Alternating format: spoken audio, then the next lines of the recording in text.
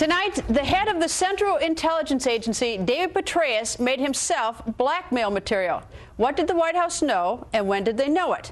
Petraeus resigned today after admitting to cheating on his wife, raising more questions than answers. And why now, coming just days before he was set to testify about 4 dead Americans in Libya? Obviously, the Benghazi story, the terror attack, is something that has put a lot of pressure on this White House, put a lot of pressure on senior intelligence officials like General David Petraeus. This is a complete surprise, though. The timing is just too perfect for the Obama administration. Just as the administration claimed that it was purely coincidence that our Benghazi consulate was attacked on the anniversary of September 11th. Now it's purely coincidence that this affair, extramarital affair, surfaces right after the election. Not before, but right after, but before the intelligence chiefs go to Capitol Hill to get grilled. We had heard speculation that he may have resigned for personal reasons, and one of those reasons we were getting word of was a possibility of an extramarital affair. Well, we now have confirmed this because a letter has now been submitted by David Petraeus himself. I just got off the phone with someone who has talked with General Petraeus just in the past few moments.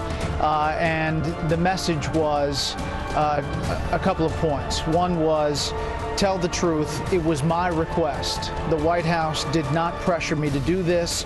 This had nothing to do with Benghazi, nothing at all. This was my request. This had nothing to do with it. I want to testify about Benghazi. There was nothing to do with the White House pressuring me to leave this job. This reads like something you would not even imagine that Brad Thor or Vince Flynn could come up with a plot like this 5 days before the hearing. It does legitimately raise some eyebrows on the timing. Do you think it's a coincidence? CIA Director David Petraeus resigning just days before he was supposed to testify about Benghazi on Capitol Hill. Fox News Chief Intelligence Correspondent Catherine Herridge joins us. Catherine, take us back to about 3 o'clock this afternoon and tell me the facts we have right now. Well, Greta, what we've learned about the chain of events is that it actually set into motion on Thursday. Fox was told that the CIA director had a very important meeting out at CIA headquarters. People were coming in from out of town, and just a couple of hours before, it was canceled abruptly. We now know that on Thursday, he went to the White House and talked specifically to the president about resigning from his position for personal reasons. Then on Friday, that resignation was accepted by the president. So it's really been a chain of events over the last 48 hours. Do we have any information whether or not the White House or anyone else learned about this before yesterday? Before Wednesday? Well, the public statements from the White House is that they learned about it Wednesday, but I had a conversation this evening with someone who's very familiar with the notification process to Capitol Hill. And what we were told is that once someone of the director's statute comes even within the scope of an FBI investigation, not the subject, but the scope, there has to be immediate briefings to the ranking members and the chairman of the House and Senate Intelligence Committees. We're not clear, at least tonight, that happened. All right. When did this affair begin? Because when the affair is still secret, from the time it began to the time until today, is a time when someone is potentially blackmail material. Do we know when this began and when this? Oh, actually, it's not the point when it ended. It's a point when it's gone into the public domain. We don't have specific information on when the affair began, but once the story broke that the CIA director was resigning, within the first half hour, several people here at Fox got multiple phone calls pointing to this author, Paula Broadwell, and specifically to the time frame in Afghanistan when this biography was being written by Broadwell, and CIA Director David Petraeus at that time was the ISAF commander. So we're talking about 2010 and then into 2011, just before he took this position at the CIA. All right. I take it when you go to the CIA, like any government job, especially head of the Central Intelligence Agency, there's some sort of security check. Correct. Or you fill out forms under oath saying that you're not blackmail material, of nothing that's going to create a problem for national security. Any information about that? CIA told Fox this evening that they are responsible, not the FBI, but that they are responsible for the background check and also for the security clearance check. This is very significant because, again, what this tells us in our reporting is that this investigation by the FBI was separate. It was not in connection to that original clearance investigation or the background investigation. So something happened within the last 14 months to trigger it. All right. Let me take a look at a composite of stuff I've put together. September 11th was the attack. Within 24 hours, according to the Associated Press, CIA station chief in Libya reports it's evidence it was carried out by militants, not a spontaneous mob upset about American-made video. CIA within 24 hours on the ground says it's a video. September 13th, which was 2 days later, Thursday, representatives of the FBI and National Counterterrorism Center, they go to Capitol Hill. They say evidence supported was an Al-Qaeda or Al-Qaeda-affiliated attack that they had intercepted. They have intercepts claiming responsibility by a particular group.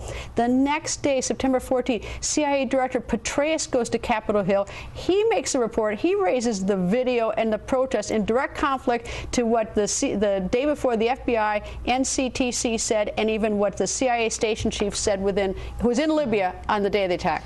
These are critical events in that first week of September because this sets up the conflict that lawmakers saw between what Director Petraeus was saying as the cause of Benghazi.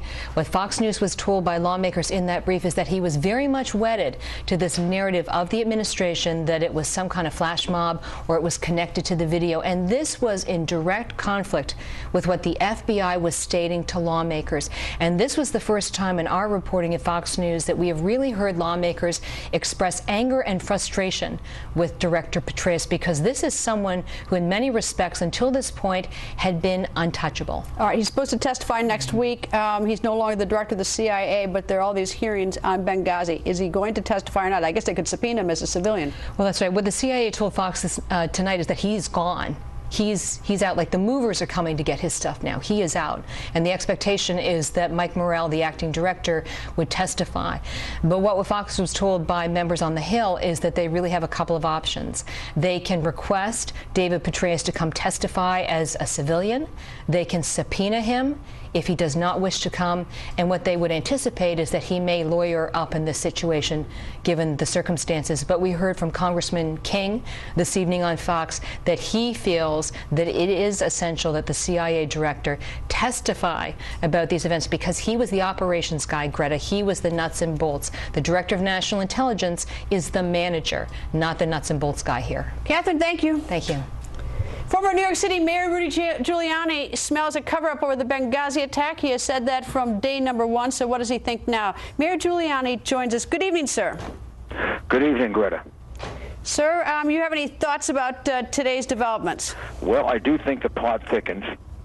It becomes more and more ridiculous what's going on here.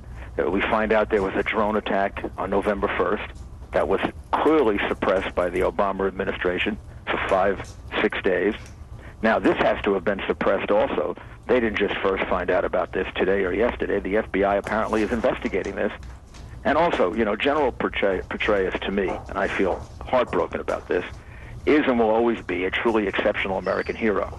He's kind of like an Eisenhower, but you might remember Eisenhower had an affair also, and he didn't resign. And the idea that David Petraeus can be blackmailed because he has a woman friend is totally ridiculous.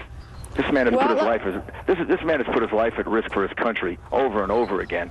So somebody's going to come to him and say, "You better give us secrets, or I'm going to tell your wife you have a girlfriend." Come on. Well, let me play devil's advocate. At some point, we have to grow up. Half our presidents would have to have resigned over this. Half our generals would have to have resigned. Let me play devil's advocate to you. If he's vulnerable enough to want to hide something, why I mean, the reason why you tell on in these investigations when you get these jobs or you want to disclose them is so that you don't become material for blackmail. Right. There's also the added problem that is, you know, a man of his great stature, it does send a message to others in the military about honor, trust, and discipline, which is so important. But then you know, but Greta, this has also only been going on for the last 2,000 years, and under this standard, we probably would have lost half our generals and half our presidents. So we're operating on a new standard. Eisenhower would have been gone because of Kate Summersby during the Second World War. You know, right before the Battle of D-Day, Eisenhower would have to have resigned because of Kate Summersby.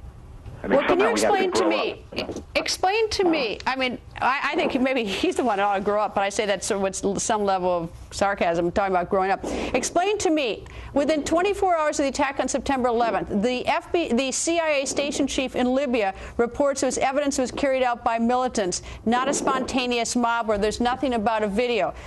On 2 days, the next day, September 13th, representatives of the FBI and National Counterterrorism Center go to Capitol Hill, and they say that it looks like it was al-Qaeda. The evidence supports al-Qaeda or an al-Qaeda-affiliated attack, that there were intercepts of a group claiming responsibility. The next day, September 14th, now it's for the first time, at least as far as we can figure on the timeline, it's CIA Director Petraeus who comes up with who talks about in this briefing about a video and a group in clear conflict what his own CIA station chief said within 24 hours. What happened? Well, I think this is the reason for the resignation. I don't think it's over the affair, the FBI finding the affair. And in fact, if they did find it, why did we know about this a week ago or 2 weeks ago? Because I think when you get a timeline here, they must have known about this affair, 2, 3, 4 weeks ago. It's just like the drone. I mean, they knew about the drone on November 1st. How they hid that, I mean, this is an administration that is practicing now serial deception. I mean, it's almost like, when first you practice to deceive, you just can't stop. You spin a web of lies. It started from the first moment that this happened, and now it's getting more and more complicated. Well, I assume you can understand our extreme curiosity here, because Fox has been pursuing this since it happened, and Fox was excluded. Fox was the only news organization that was excluded from a briefing by the CIA. So I mean, and you've got a CIA director former director now, who wasn't answering questions about Benghazi. He's not going to be testifying at a hearing. Fox is excluded from a briefing. The timing of the resignation is unusual. So you can understand our extreme. Well, of course, curiosity, the frustration is totally justified, and it's in the national interest. Now we're going to have a hearing next week, and the man who knows the facts, David Petraeus, he's the only man who can really tell us what the CIA knew, what they did, why they did it, how they did it. He's not going to testify. And this is a very convenient way to get the administration out of a very difficult situation. But this is inevitable. This is like Watergate. This is inevitable. This is all going to come out. It may take a month, it may take 5 months, but this is all going to come out, and every single new cover-up they do just makes it much worse. Well, there's nothing to prevent him from testifying, except for he can't testify classified information, so maybe he will. Mayor, thank you, sir. Thank you, Greta. Take care. Thanks, sir. And, of course, what about that timing? General Petraeus admits cheating on his wife just before he's supposed to testify to Congress about Libya, as we just discussed with the mayor. So now the big question, will we ever hear what General Petraeus does know about Benghazi? Former senior advisor to President Reagan, Pat Buchanan, joins us. Pat, your thoughts? He is a great general, tremendously respected, but this is very problematic. I think the timing of it and everything. You talked about him being blackmail material. If he was blackmail material, then he became blackmail material from the very day he went into the Central Intelligence Agency. Well, actually, as a general, too, if he was, I mean, if you're hiding anything like that to that whole period, potentially, it's just more serious after that. But the CIA, we learned from Catherine, did what the FBI usually does, the full field investigation of someone to make sure they don't have problems like that. How could any full field investigation of General Petraeus in Afghanistan miss this if it had happened? And when did people find this out? So what it sounds like is that General Petraeus was what you call blackmail material from the day he entered the CIA till the day he left it. The mayor had a good point. Why did he suddenly leave now? Did he suddenly become the security risk now? Or was it because the scandal was going to break? Or because it was the Benghazi thing that is coming up? Now here's General Petraeus' problem, and you've alluded to it, September 14th. September 11th, his own safe house in Benghazi, with a couple of hero SEALs there, who went over also to the compound, they were killed in a firefight on and off that lasted 7 hours. Are you telling me that the head of the CIA did not know 3 days later that this was a firefight and an al-Qaeda attack, and he thought it was a protest over a video? That's what he said. We don't know if he thought that. That's what he said. That's what he said, and that is why the congressmen are so angry, I think, that they were deliberately misled. Now, look, now I get into surmise. It sounds to me like when Susan Rice and the others said, this is the intelligence, they were being fed this intelligence by General Petraeus' CIA. And what would be the motive? If General Petraeus is saying on the 14th, if he's on Friday on the 14th of September, he's telling Capitol Hill it's a video, but within